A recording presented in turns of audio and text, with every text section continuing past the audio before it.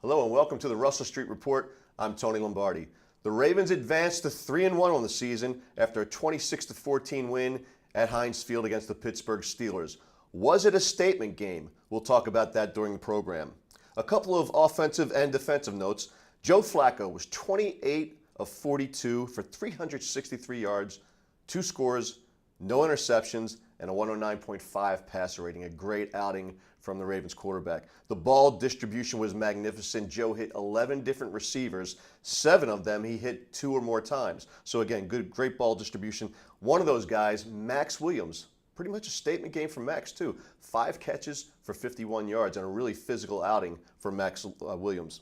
John Brown, he continues his ascent atop the Ravens receiving corps. He had a big score against the Steelers. He now has 15 catches on the season for 338 yards, 22.5 yards per catch, and 3 touchdowns at the quarter pole, with the Ravens having a 3-1 mark. Defensively, the Steelers were held to 47 yards in the second half. 47 yards. One of the big things heading into the season was, would the Ravens be able to get off the field in the fourth quarter? Against the Steelers, they proved they could do that on that particular night. Antonio Brown limited to 1 catch, 5 yards in the second half. The Steelers' tight ends, 0 catches in the second half. Tight ends have been a problem against the Steelers for the Ravens, and last night, after some halftime adjustments from Wink Martindale, they certainly got that fixed. Again, second half dominance. 0 TDs so far in 2018, only 9 points allowed in the second half through 4 games. It's week 5 already.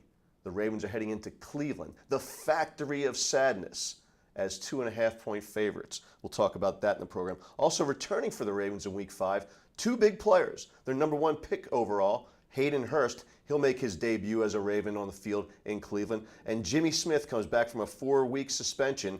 We'll see where he fits into the Ravens' plans. Does he bump Brandon Carr? We'll see how they get Jimmy Smith involved in the game. We'll talk about that as we move through the program. Also, joining me in studio, Brian McFarland. He's the Russell Street Report capologist. You'll find no one who understands the Ravens cap better than Brian McFarland. Plus he brings a lot of other things to the table when it comes to Ravens discussions.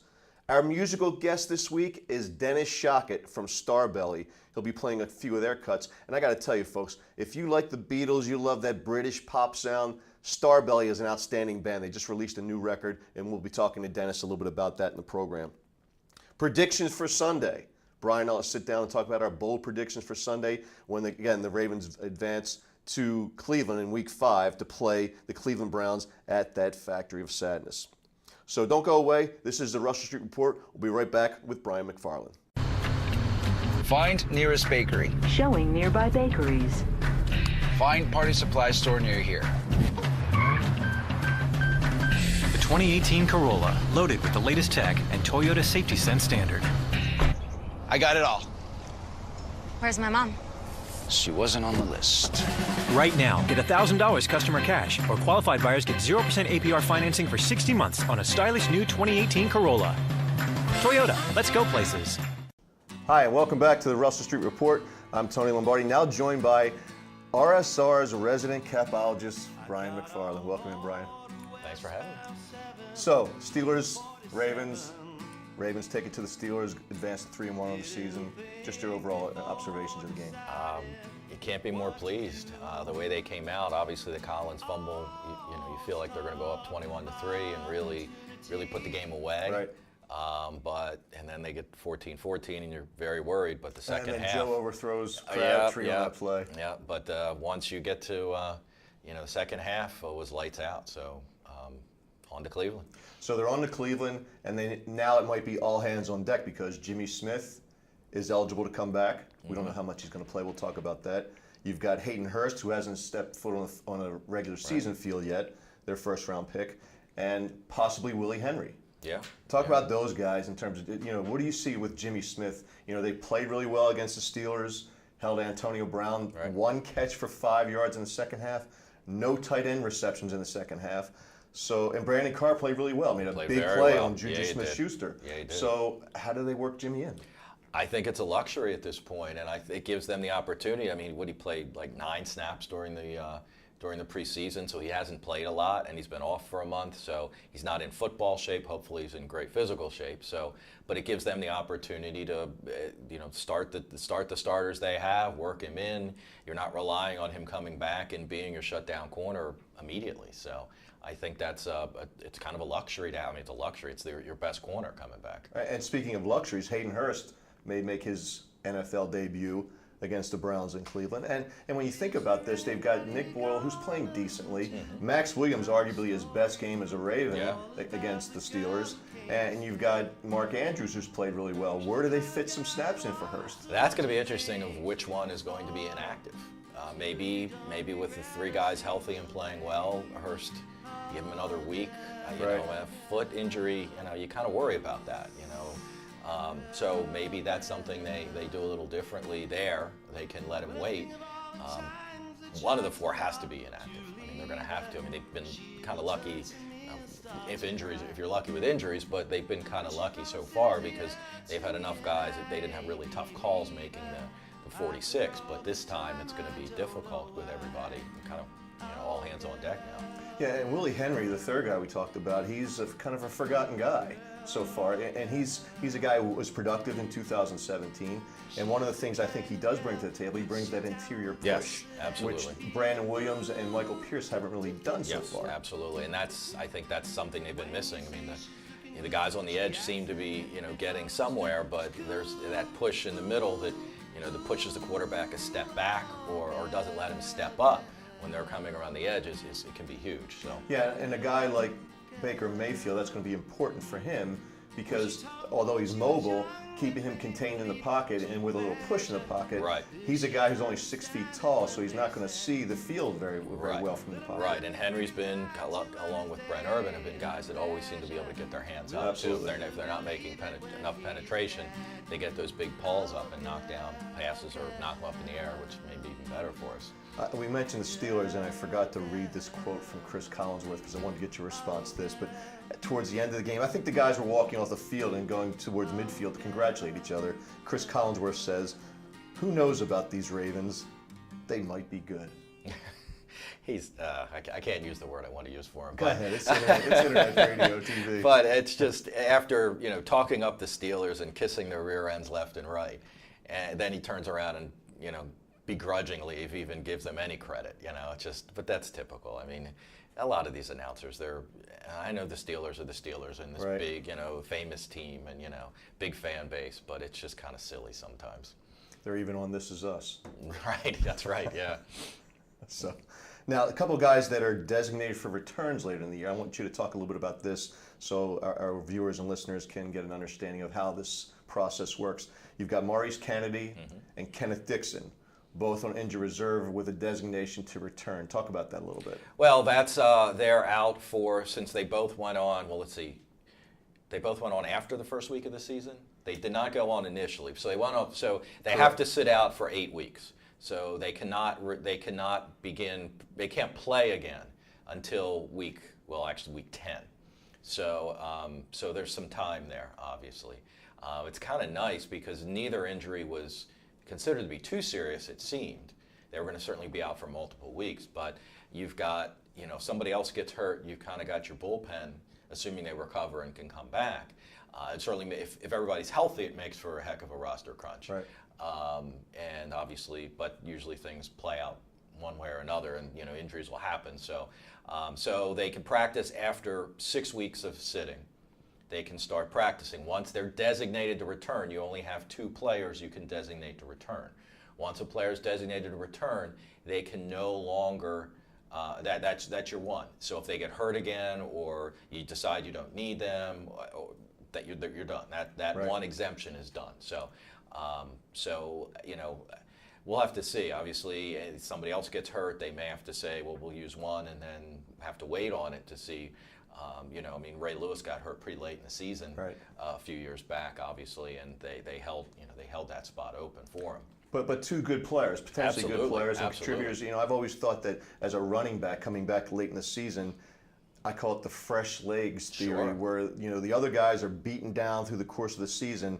As fast as they were during the summer, they're nowhere near as fast. They're just they're fighting through injuries. Oh, yeah. It's not a question of how many players are injured. They're all injured to Right. some degree. So so I think that fresh legs with Ken Dixon could help later on in the season if he can come back and stay healthy for 6 or 8 games, wherever it's going to be. Absolutely. And then with Maurice Kennedy, you can't have enough depth in the Absolutely. secondary. I mean, we started, all off season. We were talking about the great depth they had. And Right. It got tested a little, and luckily they've seemingly gotten through it now that Smith is back. Right, and Averett is a guy who's really played well up until his hamstring injury. Right. You like to see him be able to work And through that'll that. be interesting to see what they do with him, because they are going to have to create an opening for Smith. Right. And is that the designated one, so to speak, or does it Williams? Of course, they have Williams, who's healthy, but he was an undrafted free agent, and you have to wonder, how ready he would be if they need him. So is he the one to go, or do they take off Averett, and then again he could come back later, depending upon what you do with the other guys. Yeah, I was thinking too that with Willie Henry coming back, maybe in a week or two,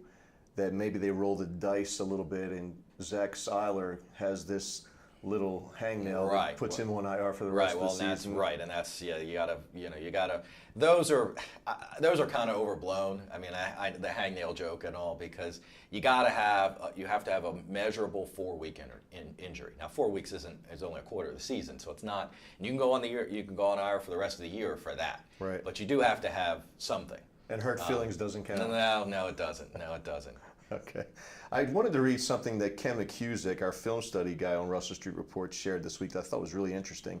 And it's about Anthony Levine. Mm-hmm. And he's a guy he's one of those all-purpose kind of guys. He's played linebacker, he's played safety, he's played corner. So he's a versatile defender without a home, really. Right. And as a result of being so versatile, he hasn't really had a position. But it seems like Wink Martindale is getting him more involved in the mix. Absolutely. And a couple of really interesting stats that Ken brought up. Scheming the counter opposition's strengths, I think, is a key thing. And what he's taken is Anthony Levine and putting him in positions to succeed. And the Ravens allowed just 68 yards on 26 plays with Levine in the game. Wow. That's 2.6 yards per play. And also with Levine in, they had both turnovers and their only sack. Right. Taking a step further, Steelers went 2 of 12 on 3rd down, all versus the dime or quarter, of which Levine was part of. And without Levine, check out this stat, the Steelers gained 217 yards on 32 plays, which is 6.8 yards per play. Right. Well, and that was the halftime adjustment. Yeah. That Collinsworth apparently didn't seem to pick up on, that the Ravens actually did something and changed the game. Right. So, and that's, I think halftime adjustments have been something that's probably been few and far in between with this team over the years. And certainly with Pease just seemed to same thing, first half, second half never seem to be adjustments, but Martindale seems to have a little more head for those kind of things. I guess. Right, and what's the stats so far this year? They've given up 9 second-half points, 0 touchdowns, I think 6 points in the fourth quarter. One of the big things heading into the 2018 season is how is this defense going to get off the field in crunch time? So far they're showing that, and Wink Martindale is making those adjustments at halftime. Another newcomer to the team, John Brown. Mm-hmm. He's done a great job through 4 games, 15 catches, not too much to get excited about, but 338 yards, 22.5 yards per catch, 3 touchdowns. Now projected out, I know we like to do these kinds of things, and they don't always hold true. Probably more times than not they don't. But projected out, that's 60 catches again. That's a decent season, not an earth-shattering season. Right. But 1,352 yards, 12 touchdowns. Well, 60 catches for a deep threat is fun. Yes, yes. Because the balls he's not catching, he's stretching that defense out. So let's talk about him now. He's on a 1-year deal. 1-year prove-it And deal. I know you love those kind of 1-year prove-it deals if you have the wherewithal to be able to keep him the following year. And they would, obviously, if he continues, if he puts up 1,000 yards, he's going to get a big deal next year. I know all over social media people are talking about let's re-sign him now, but there's no. Let's talk about that, because I was going to ask you, put on your Ozzie Newsome hat. They can, it's 4 games, so let's not get too ahead of ourselves. He looks great, and he's had past success, and then he dropped off. But the biggest thing is, if you're John Brown, why do you take a contract now? Why do you take a contract from the only team that can offer you money? You'd have to. If I'm his agent, I'll listen, but you better overwhelm. I'm talking about. Yeah, you're going to have to overspend to get him back out. You may have to overspend to get him later, but if I'm his agent, there's no reason to take a deal now, because the closer he gets to free agency, the closer, or once he is a free agent, and everybody's money's on the table, why just deal with one suitor? So it's great in theory. I get why. I mean, I'm sure the Ravens would love to re-sign him at this point. It's just not going to happen. I like the mindset of a guy who comes in on a one-year, prove-it kind of deal. Right. That says something to me about the player and his mental makeup, and that says all good things to me. Yeah. And if you take that away 4 games into the season, is some of the edge taken off? There's that. You would think that a pro, it doesn't work that way, but it kind of, it's human nature. Yeah, we've seen it. Yep, we've seen it in Baltimore a few times too. So, it's one of those things. That motivation. I mean, you see how many defenders have we had that had great last years of their rookie deals, right? And then they go sign a huge contract somewhere else. Paul Kruger. There's just Zadarius, not Zadarius Smith, who played Zadarius's role the year before. Oh, McPhee. And they're just all over the place, and it seems like motivation is that final year. I got to get that big contract, and whether the new team doesn't play them right or they just fall off. So I think there's definitely motivation there. Now Brown may seem a little different because of his health issues, and maybe has a different perspective on things. Plus, we're so hard up in Baltimore for receivers that we got a guy that's producing. Don't lose this guy. Right. Because imagine if he does put up those numbers and they lose him next year. Right. Well, they're a good comp pick. Right. So, all right, we're going to take a quick break here on the Russell Street Report. When we come back, we're going to get to questions and answers from the fan-generated questions. So don't go away. We'll be back in 60 seconds. Hey, Justin Tucker, you just bought some Royal Farms world-famous chicken. What are you gonna do now? Got some chicken in my hand, gonna eat it, understand? It's crispy, golden brown, moist and tender going down. Royal Farms. Royal what? Royal Farms, world famous. Chicken legs, chicken thighs, don't forget the western fries. Don't you wish you had some too? Yes, we do. Yes, we do. Royal Farms. Royal what? Royal Farms, world famous. Chicken that's real. Real what? Real fresh, real fast. Royal Farms. Welcome back to the Russell Street Report. I'm Tony Lombardi here with Brian McFarland, our resident capologist. Before we went to the break, we talked about question and answers from you, the fans, and so we've got 3 of them. The first one, Brian, comes in from Reed Daniel Brinkley from Baltimore. He asked, how long before teams catch up with Lamar? Well, they're going to have to, one thing, if they keep putting him in, he's going to have to throw the ball at some point. You would think. And That's clearly, what quarterbacks do, right? And clearly, I don't think they've even, other than maybe a fake pump here, and then he takes off, they haven't done that yet. So they're going to have to do that to keep teams honest. It's obviously it's a learning experience for them. I know Marty had done it with Mike Vick, but Mike Vick was also a veteran at that time when they kind of incorporated him and McNabb together in Philly. So it's a little different. And I think the preseason has shown that it's going to take some time with Lamar. All the national writers who were Lamar Jackson is better than Flacco as soon as he was drafted. There was a controversy. And that was a controversy. You had to go to practice or see a preseason game, and you could tell there's certainly a lot of talent there, but he's just not ready. And the talent's mostly with his legs. It is. He's got a great arm. It's not real accurate, So there's going to be time, which is another discussion about what happens with Flacco after this year. Right. So, so I think And he's fast, but so are a lot of NFL defenders. And well, since you brought up the topic, let's talk about the Joe Flacco piece right now. Let's say things are going really well for Joe right now. He's on pace. Again, we talked about on pace with John Brown. He's on pace for a 5,000-yard season. Yeah. So let's talk about that. If he hits that kind of number or approaches those kind of statistics, and the Ravens go 12-4 and they win a couple of playoff games, where is he next year? I think he's here. I think they find the cap way. They should be in better cap shape next year than they are now, or they have been the last 3 or 4 years now, I guess. So I certainly think that's, when they drafted Lamar and they moved up to get him in the last pick of the first round, that gave them an extra year.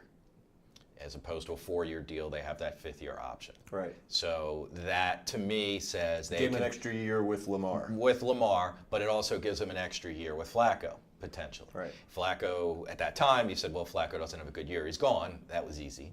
But if he has a good year, they can afford to keep him. And especially, I mean, if he takes them into the playoffs and deep into the playoffs, you know, we've been in the playoffs and not returned a quarterback before, and it didn't work out so well. So, you know, they can afford Flacco next year. Now, I don't know if you get a huge offer from a team, first round pick plus, something like that for Flacco. I mean, I guess you have to consider it, but it also depends on what they think of Lamar through the rest of the year, through practices and stuff like that. I wish the first pass Lamar throws is to Joe Flacco behind the line of scrimmage, so that the cornerback that's always facing up on Joe Flacco has actually something to pay attention to. Sure, right. Absolutely. So, other cap casualties that might come to the top of your mind for next season that could present some big opportunity for the Ravens. Well, the biggest one, and obviously all these depend on how the season plays out. The two biggest ones probably, because when you're looking to create cap space, you find cap space. You want to find cap space in one player. You don't want to have to cut 10 guys to create $6 million. Plus you have to replace them. Because you got to replace them, right. So Jimmy Smith is the biggest one. And obviously we'll have to see how this plays out. But it's $9.5 million. I mean, that's huge. That's amount. A big chunk of change. Flacco's $12 million if you cut him before June, but and 18 if you cut him after. I mean, that's huge too, but that's your quarterback, so, you know. Hear that, Joe? Yeah, that's right. Shake your head, yes, Joe. So Jimmy Smith is the one. The injury problems, the suspension problems. Now, if he plays lights out for the rest of the season, it's a hard cut. But he's going to be on the wrong side of 30. I was going to say Ozzy's shown, but I guess we'll have to see what the Costa shows. Right. But the Ravens have shown, I guess we'll say, the willingness to cut stalwart players when they feel it's time. And so that's one. The other's Weddle. At 6.5. That's yeah. And then Carr is 5. So you're not thinking of Weddle being let go. I always think of Derwin James. Yep, that was such a Raven. That was my guy. So 3 sacks already. Never, never thought he'd make it that far, and then he's sitting there, and I'm like, how can you pass on him? But that's to be determined, I guess. But so those are the 3. But right now, 2 of them are playing really well, and we hope Smith plays really well. So it makes it difficult. Good problem to have, I guess, sometime next year. This is from Bob in Jarrettsville. He asked, why doesn't Orlando Brown Jr. get a chance to start? Well, it's a good question. They, on the offensive line, they have been reluctant, it seems, to start rookies. Osemele, I don't think he started immediately. It was a couple games. Michael Orr may have. Michael Orr did, yes. Well, they didn't have anybody. They didn't have anybody else. They obviously trust Hurst more at this point.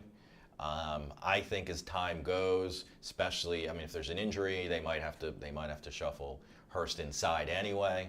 I think as time goes, Brown has seen some snaps. So I think as time goes, it's one of those they can work him in a little more slowly, maybe. Right now, the O-line's playing pretty decently, so don't mess with something good. Now, if they get obliterated, in Cleveland or anywhere, then it may be time for a change. All bets are off then. Yep. Okay, last question is from Michael in Annapolis. He asked, Tyus Bowser is beginning to look a lot like Arthur Brown and Kamale Correa's second-round linebacker busts. Is there hope for him?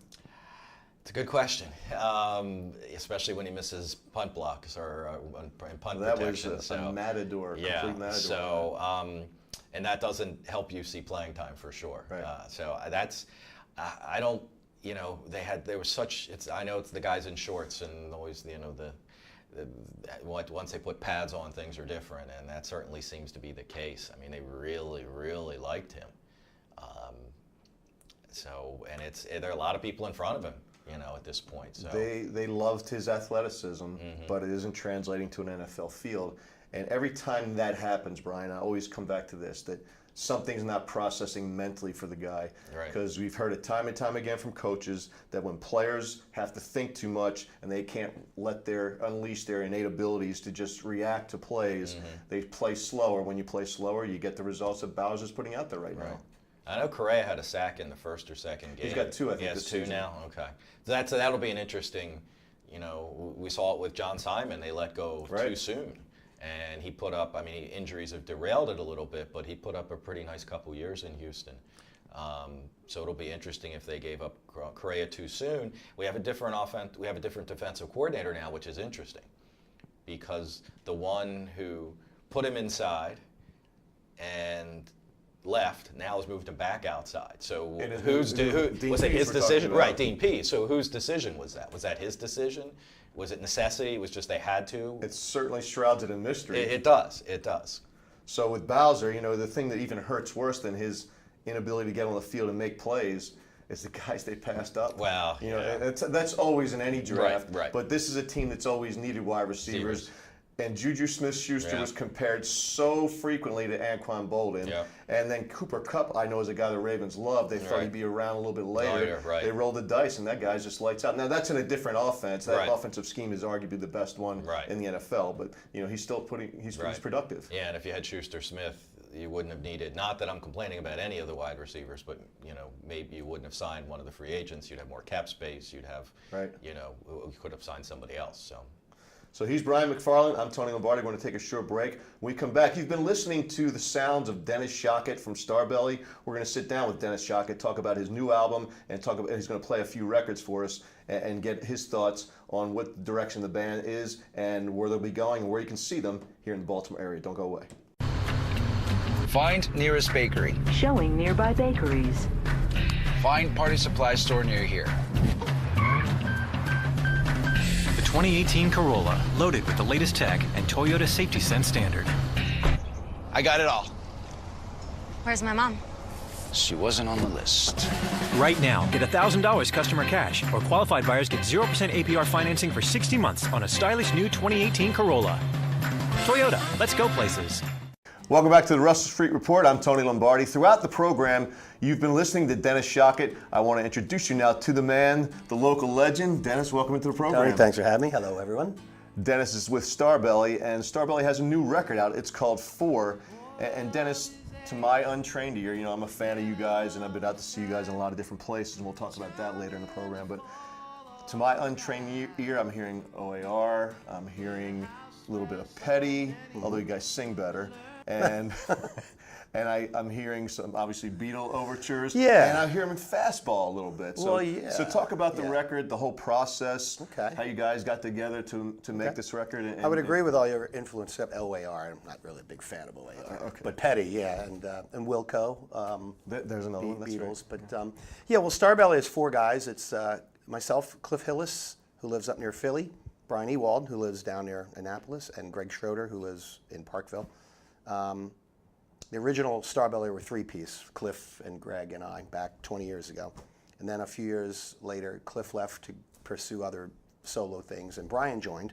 And then we put out a second album with that lineup, with Brian and Greg and myself. And then Rocket Ship, I remember that Rocket song. Ship is on the first album. That was a great I can song. play that, and then, so, we were all older, and we said, well, let's all get together, and the 4 of us do an album and see if we can come up with something. And so, really about 8 years ago we started it, but everybody is pulled in so many different directions. We're all full-time musicians. Okay, so this record just released 2018. Yeah, started around 2010. Wow. Yeah. Again, because everybody's so spread out over such an area. You're doing different things with your lives and whatnot. Brian works for PRS Guitars. He's their spokesmodel, but not really. But he goes to all their conventions and displays all their guitars, and he's a wealth of knowledge for them. Cliff, again, he lives in Philly. He's a producer. He plays with a lot of bands. He tours with Scandal, the band from the 80s, with Patti Smythe. He tours with the orchestra, which is... Goodbye to You. Yeah, Goodbye to You, exactly. He tours with the orchestra on occasion, which is not Jeff Lynne's ELO, but it's 2 of the other members from ELO. Okay. Who call themselves the orchestra, and they do songs like that. And Greg and Now, did they play at Record Theater not maybe 10 years ago or something? I would imagine so. That's seeing before that, Cliff's time. But okay. So anyway, we're all busy. I'm a full-time musician. I play 6 nights a week. But we would just fly in and get together, and we'd go over some songs. And Cliff and I wrote the whole album together, pretty much. And it was a long process, but it was really worth it, because things that we liked, we could listen to for a year or two, and as opposed to a week or two, and make decisions on things, whether we liked the tone of that snare drum or the bass didn't sound right. We could go back. So it wasn't a matter of Brian Wilson sitting there waiting for the perfect thing. It was just a matter of spending the time, and it was just natural. We weren't forcing ourselves to a deadline to get the record done, and I think it really sounds better because of it. You know?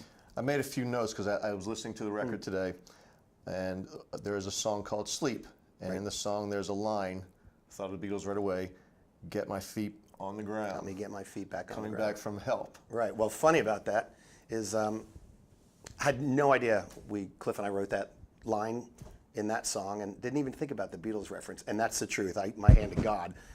No It's idea. osmosis since you're influenced. Well, it's funny because I sent a copy of it to our friend Keith Brewer, who used to be in the Ravens, and he's a buddy, one of my favorite songwriters, and he wrote back, "You just got away with saying, 'Help me get my feet back on the ground.'" And I thought, oh, he didn't like that line. Is that a cheesy line? And I said the same to Cliff. I said, Keith, I think Keith thinks that line is kind of And it still hasn't trite. hit you. Still hasn't hit me. And then somebody else eventually, like a day or two later, said, "That's from Help." And neither one of us even thought. And we're huge Beatles fans. And so once you realize it's from Help, then I see what he meant. But, but it didn't even occur to me. But it's a really good song. And it's real Beatley, too, that song. I mean, it's very, very Beatley. So, but funny. Which is probably why I like the record so much. Yeah. Another song that I like, The Boy Who Learned How to Cry. Yeah. There's a line in there, better to ask for forgiveness than permission. Yeah. And you know my wife, Ruthie, she hates when I say that. Yeah, that's a class. Well, and the line is it better to beg for forgiveness than ask for permission in kind? And it's a great line, and it just fits with the theme of that particular song, which is, I wrote that about my father, who grew up like a lot of our dads. He was born in the 20s, and they were off to war and get married when you're young and get a job and take care of your mother and your wife and your kids. And he had a couple of cousins who were very successful. One was an illustrator, one was a congressman. And my father, when he got out of the service, I asked him, "Well, why didn't you pursue your dreams and things like that?" And he said, "I had to go back to Brooklyn, take care of your grandmother, because she was a widow and or divorced." And so he just deferred all his dreams, and then he gets married and has kids, and our parents did that too. And so it was really interesting. And I'd never written a song about my father, and but that's what it is. Like, he could have pursued his dreams, but he would be asking for forgiveness, or should he just do it? And he did neither. He didn't do either of those. He just made a better life for everybody around him. That story kind of reminds me of the Dan Fogelberg song, Leader of the Band. Yeah, truly. Interesting. I'd never thought about that, but I know the theme of that song. But for me, it was just, I'm a songwriter, and like a lot of guys, at least for me, you're writing a song, and you don't really necessarily know what it's about. You might have a title, or you may not. I didn't have the title of that song, but that song, as you're writing it, they tend to reveal themselves to you. You do a line, and then you have a follow-up line, and you realize, oh, that reminds me of Tony.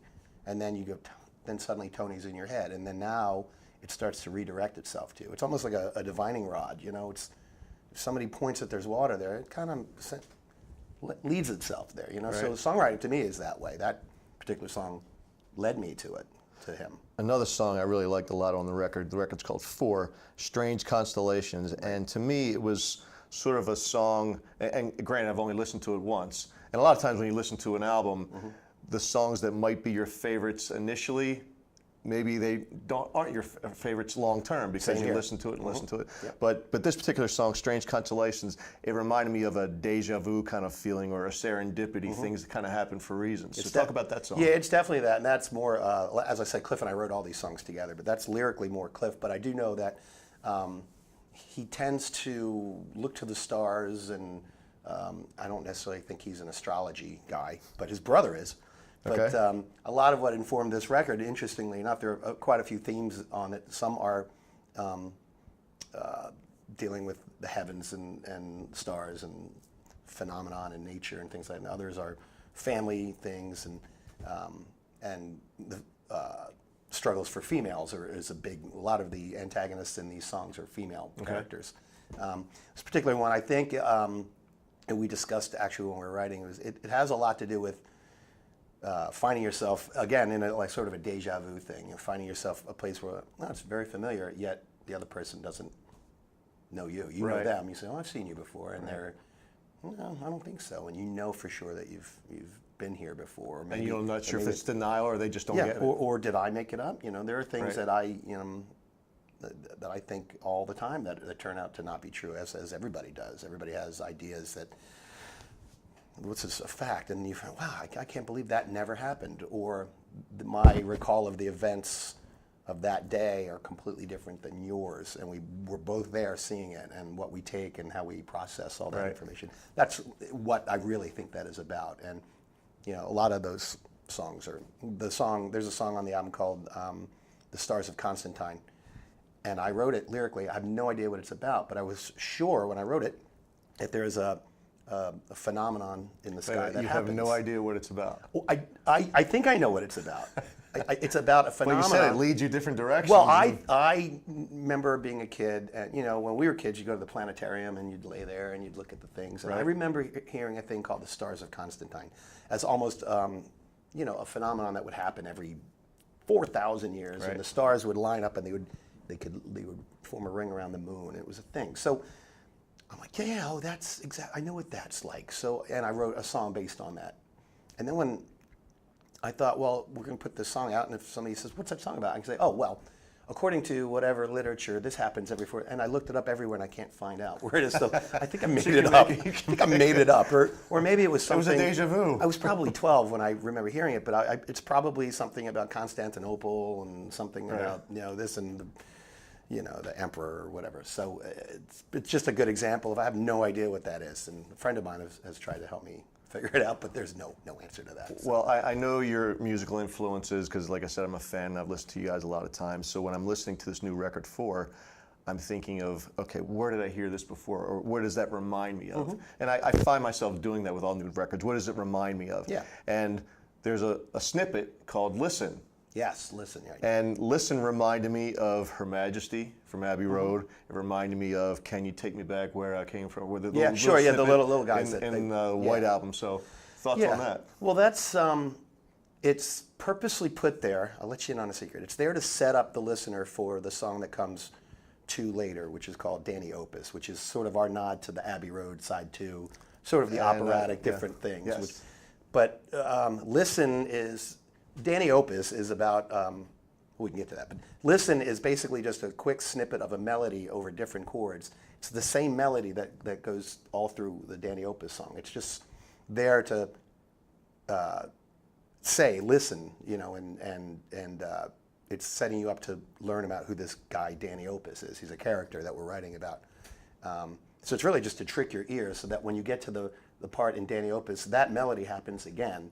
Okay. And you're supposed to go, it's like deja vu. I've heard that It's melody. all tying Where did I together hear now. that before? And that's what it is. It really is that. You're supposed to like, where did I hear this before? Same thing we were just talking about the Stars concept. I'm like, where did I hear that? So some of the melodies and things that remind you of things like Squeeze aren't necessarily purposely there. We just can't help it because there are influences. There's a song called Jesus Freak that's a very Squeeze-like thing. Didn't do that to make you think you'd heard it before, but it does tie into that thing, Listen, when we get to the other song, Danny Opus. Yeah, so there's that little snippet in Listen. There's the reprise of Danny Opus, the Danny reprise. Right. And that's kind of like a Sgt. Pepper kind of thing. That's orchestral, yep. And all the little snippets that kind of tie together almost like McCartney did in Abbey Road and he did in Band on the Run. Right, he ends it with all that. That's basically what it was. And that's all done on a really cool little mellotron that Brian Ewald does. But that, again, that Danny's reprise, that is the same melody as Listen. It's just over different chords. So if you're a musician, you could play the same melody over countless different chords and it'll work. So that's just it was like an exercise to see how that would, So when Starbelly performs, are you going to do one of these things where you perform the whole record live, or are you just a mixture of all the tracks that you've had on your various albums? Yeah, well, we have 3 albums, and again, first album had Cliff on it, the second album had Brian, and then the third has all. So while we wouldn't say we wouldn't perform this album in its entirety, but we've done a bunch of the new songs, and then we'll throw a couple from the first, couple from the second, then a couple new ones, and try to mix it up a little bit. But we're proud of all our songs, and but the Danny Opus song is difficult because it's a 5.5-minute song, which is super long for us. For you, we write 3-minute songs and 2-minute songs. Yeah. So, Which I like too. Yeah, me too. I like that. That's good pop music, Yeah, I agree. And I always say, you know, if you write a 2-minute song and you don't like it, well, it's over in 2 minutes. You know, it's just you don't even have to switch. It's almost over. Well, I know we're both big fans of Tom Petty. I remember one thing he always said, "Don't bore us, get to the chorus." Yeah, that's it, man. That's it. We all feel that way. I learned that from Andy Bopp too, local legend Andy Bopp. Yeah, Andy Bopp played at my wedding. Yeah. Yeah, So, good old Andy. Andy's because this guy was double booked. You got Andy Bopp. That's a pretty good guy to get. Yeah, that's right. It was. Pretty good. So, talk about where fans, our listeners and viewers, can see you guys play. Well, Starbelly. Yeah, Starbelly. We do a thing the third Friday of every month at Annapolis Smokehouse, which is a really cool place right down outside of Annapolis, owned by a local couple, Steve and Jen, and their food is ridiculously good, and we play there. So there's one you can go. But we, the International Pop Overthrow is coming up, and that's in Philadelphia. And it's on November 4th, so Starbelly will be performing. Ed Neenan will be performing at the same one, our good friend love Ed. Ed Neenan. So it's a quad bill. There's 4 or 5 different people on it. And then we have a show in the new year, just announced at Ram's Head on stage on January 20th. So we're excited about that. I don't think that we've ever headlined Ram's Head on stage, but we just played with Matthew Sweet and Fastball. Matthew Sweet. We toured with like Warren Zanes of the Del Fuegos and Pat Denizio. We did all those rooms, but now it's our room, so we get to do it. And really excited about that. Great stuff. Now you're in other bands too. Talk about those bands. Yeah. And where people can see you play around Sure. town. Local level, have a couple bands. I play almost every night solo or with my buddy Mike McIntyre, who plays bass guitar. He plays with me on Tuesday nights at 510 Johnny's, which is in Bel Air, which is where I live. Have a band called the 1974, which features Spike Settles of the band Never Never, and myself, Greg Schroeder on drums, and Dave Woodworth. We play all 70s, one-hit wonders. It's a fun night. You got to go see the 1974. Yeah. It's just a fun night. Just those songs you hear and you can't remember the artist necessarily. Right. And then the other band I have. But everybody in the crowd's singing along. Everybody's singing. They couldn't tell you who sings it, but they're singing the song. Never Rains in California in Right. the summer, but you can't necessarily remember who that was. But and then I have the Fabtastic Four, which is just it's a Beatles tribute with Jimmy Brown and Greg and Dave Woodworth, but we don't do the wigs and the costumes and the stuff because nobody wants the 54-year-old Paul McCartney out there, but they want 74-year-old Paul McCartney, but they want the 70. But it's just we try to make the music as close to the record as we can, and we work really hard to try and get the harmonies correct. But you can always find us somewhere. Okay. We're going to take a short break. When we come back on the Russell Street Report, Dennis Schocket is going to play one of his songs in its entirety. Don't go away. Hey, Justin Tucker, you just bought some Royal Farms world-famous chicken. What are you gonna do now? Got some chicken in my hand, gonna eat it, understand? It's crispy, golden brown, moist and tender going down. Royal Farms. Royal what? Royal Farms, world famous. Chicken legs, chicken thighs, don't forget the western fries. Don't you wish you had some too? Yes, we do. Yes, we do. Royal Farms. Royal what? Royal Farms, world famous. Chicken that's real, real what? Real fresh, real fast. Royal Farms.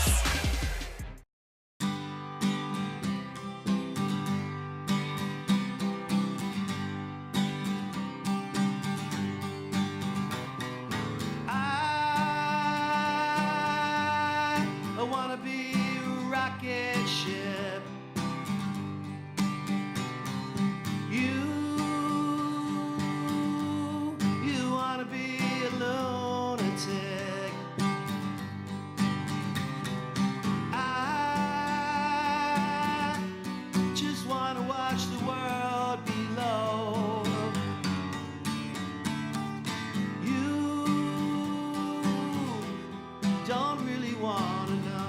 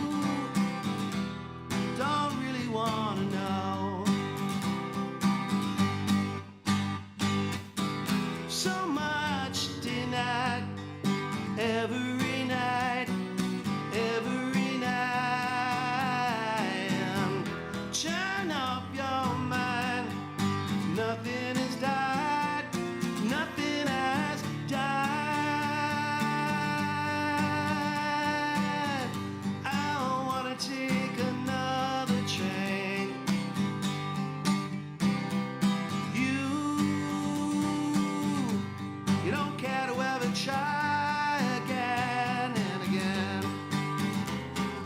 I can't take you with me when I go. You don't really wanna know.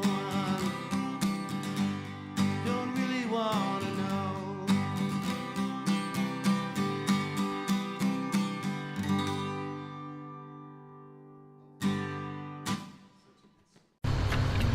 Find nearest bakery. Showing nearby bakeries. Find party supply store near here. The 2018 Corolla, loaded with the latest tech and Toyota Safety Sense standard. I got it all. Where's my mom? She wasn't on the list. Right now, get $1,000 customer cash, or qualified buyers get 0% APR financing for 60 months on a stylish new 2018 Corolla. Toyota, let's go places. That's our show for today, folks. Thanks for joining us here on the Russell Street Report. Special thanks to Brian McFarland, who joined me in studio. Also, thanks to Dennis Schocket from Starbelly. You can check out his music on iTunes. Also, next week, we'll be joined in studio by another musical guest. We'll let you know during the week who that's going to be. And we'll be revisiting the Browns game and looking ahead to Nashville when the Ravens take on the Titans on October 14th. Also, next week, we'll be meeting for the first time Baltimore Ron. You're not going to want to miss this, folks. Thanks again for joining us here on the Russell Street Report. Hey everybody, I'm down here in Baltimore Ron's man cave. Now we thought we were going to have to wait until next week to debut Baltimore Ron, but I snuck down here. I'm going to surprise him, and I hear he's going to be here any minute. I would ask his wife, but she's been gone for 16 years, so he might be here any minute. So hang in there. I think he's coming. I just got a text from his buddy. I think he's here.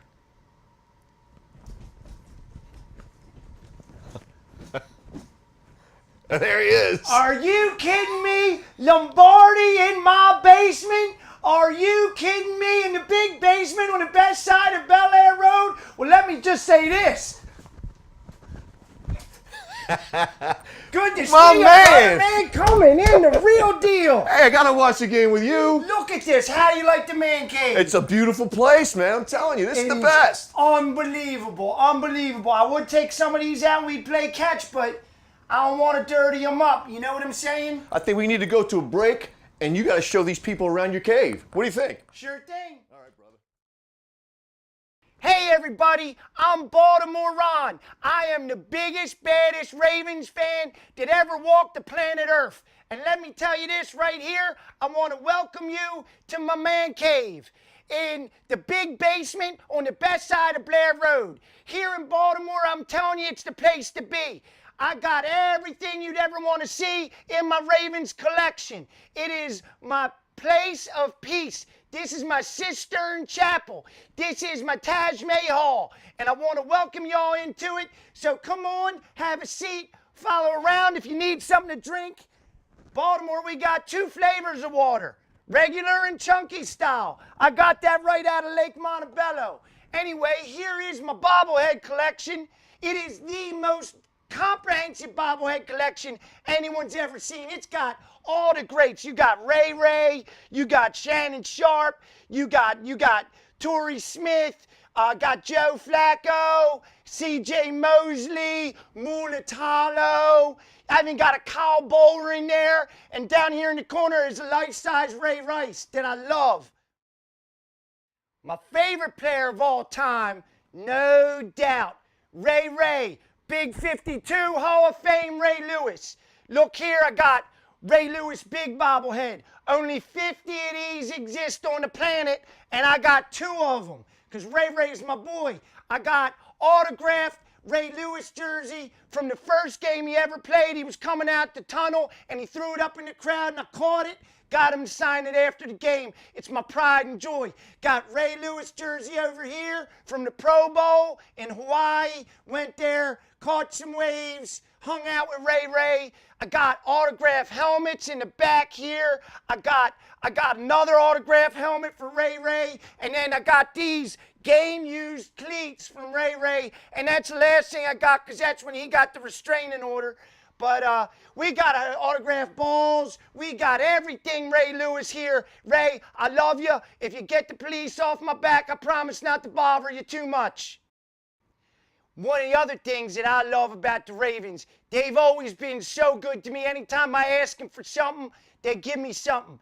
Like right here, Terrell Suggs, game-used Under Armour shoes. I shined them up, put them in there. Man, they're beautiful. I also got here, I told you before, Ray Ray game-used Under Armour cleats. You can't buy this stuff in stores. You know what else I got? My favorite pair of shoes. It was from Jonathan Ogden, game-used cleats, but they're so big I couldn't get them in the door. This is another thing I think that here in the big basement we have that no one else has, and that is my collection of helmets. You got Pro Bowl helmets from Hawaii, from Justin Tucker. You know, got a C.J. Mosley right here. You know, this is one of my favorites. This helmet right here was Shannon Sharp's helmet the day he caught the zipper switch. And if you remember in the year 2000 when we won the Super Bowl, this was the winning catch in overtime that beat Jacksonville, which Shannon Sharp said was the greatest catch of his career, and I quote, "Most definitely the greatest catch of my career." That was one of them. I got a Jonathan Ogden here, got Ray Lewis with the U, love the U. That way it's easy college because that way you can't misspell it. Got another Ogden over here with Ray Lewis from the Super Bowl, from the first one. That was the granddaddy of them all for me. I cried, I laughed. It was unbelievable, unbelievable. And that was the day my wife said to me, Ron, you got to stop it with collecting Raven stuff or I'm leaving. I haven't heard from her in like 16 years. What's up, everybody? I'm Baltimore Ron, and I'm here to give you this week's preview for Baltimore versus Cleveland. Now, let me just say something. All hard feelings got to be checked at the door, Cleveland, because I know your team used to be in Cleveland, then they moved to Baltimore, and the NFL gave you a new team. Can't be mad at us anymore. You got bigger problems to worry about, like 0-16 years and tying half your games.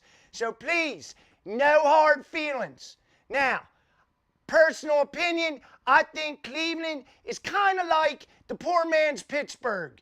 It's the same kind of thing, but less teeth. So what I'm trying to say is, I think Baltimore's got the edge in a lot of places. First of all, we got better looking women. That's a fact. That's a fact. Women who dress in brown generally aren't the hottest. Ooh. Now, women in purple, on the other hand, they get to my heart. They make me stiffer than a 5-cent piece of gum. I really love the long hair in that picture.